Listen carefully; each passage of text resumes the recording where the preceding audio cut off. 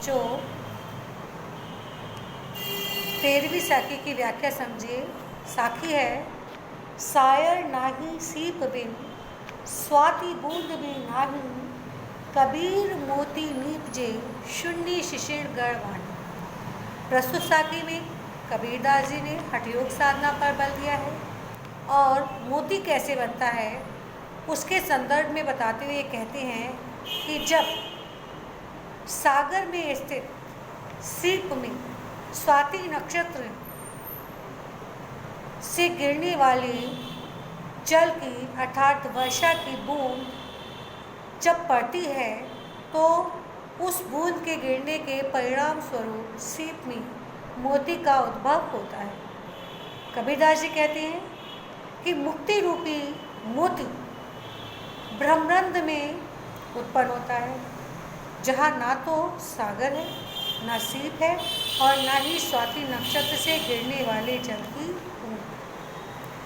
यह मुक्ति रूपी मोती तब उत्पन्न होता है जब कुंडलियाँ जागृत अवस्था में आ जाती हैं और सुषुम्ना मार्ग से उसके ब्रह्मरंध्र में पहुँचने पर जो सहस्त्रदल है कमल, उस कमल के खिलने से उत्पन्न होता है या उत्पन्न होती है। कभी ये कहते हैं कि जब आत्मा का परमात्मा से मिलन होता है अर्थात हठयोग साधना के परिणाम स्वरूप जब कुंडलियाँ जागृत अवस्था में आकर परम ब्रह्म में लीन हो जाती हैं तो ऐसी स्थिति में साधक सांसारिक या लौकिक जगत से परे एक अलौकिक जगत में प्रवेश करता है। इस प्रवेश की क्रिया को ही मुक्ति कहते हैं एवं यह अलौकिक जो प्रक्रिया है यही आत्मा और परमात्मा का एकीकरण है। ब्रह्मरंध्र में मुक्ति रूपी मोती के उत्पन्न होने पर अज्ञान रूपी जो अंधकार है वो नष्ट हो जाता है, जिससे साधक को ईश्वर की अनुभूति होती है। अब आप अगली व्याख्या अर्थात 14वीं साखी की व्याख्या समझिए। साखी है, पानी हेते हिम भया, हिम हवे गया बिलाई, जो कुछ था सोई भया, अब कछु कहा न जाए। कबीरदास जी कहते हैं कि जब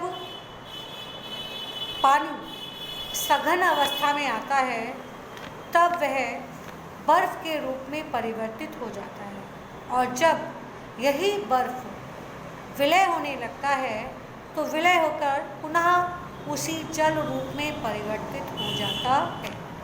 तो जल का ठोस रूप में बर्फ के रूप में परिवर्तित होना और विलय होने पर पुनः जल के रूप को प्राप्त करना, ये जो रूप परिवर्तन की क्रिया है इसके विषय में शब्दों के माध्यम से कहा नहीं जा सकता है। इस साखी में कबीरदास जी जल और बर्फ के माध्यम से आत्मा और परमात्मा के एकीकरण को समझाया है।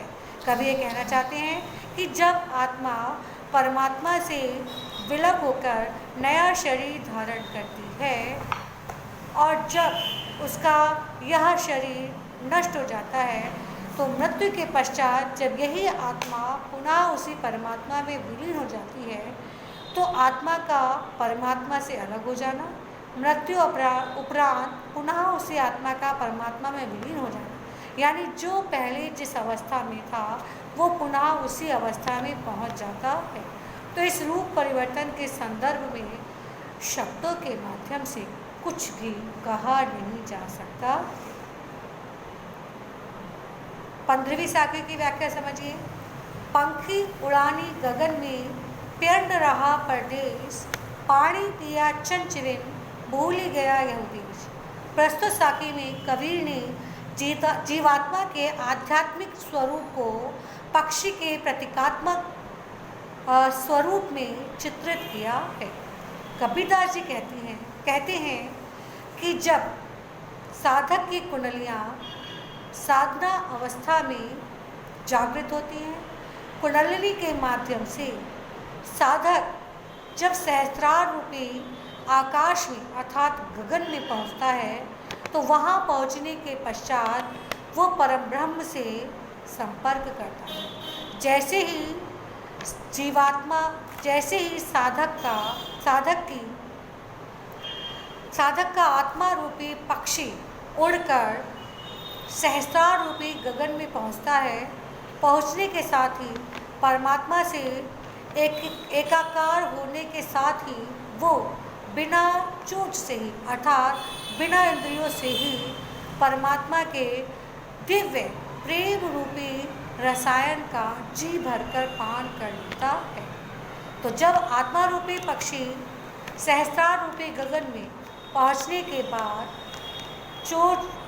बिना चोट के ही अर्थात बिना इंद्रियों के ही ईश्वरीय प्रेम रूपी दिव्य रसायन का आस्वादन कर लेता है, तब फिर सांसारिक विषय वासना रूपी जो आसक्ति है, उस आसक्ति के लिए उसके हृदय में जरा भी स्थान शेष नहीं रह जाता है।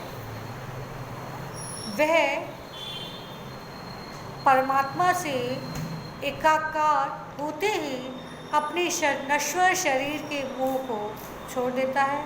वो स्वयं परमात्मा में विलीन हो जाता है और उसका ये जो नश्वर शरीर है वो इसी लोक में पड़ा रह जाता है।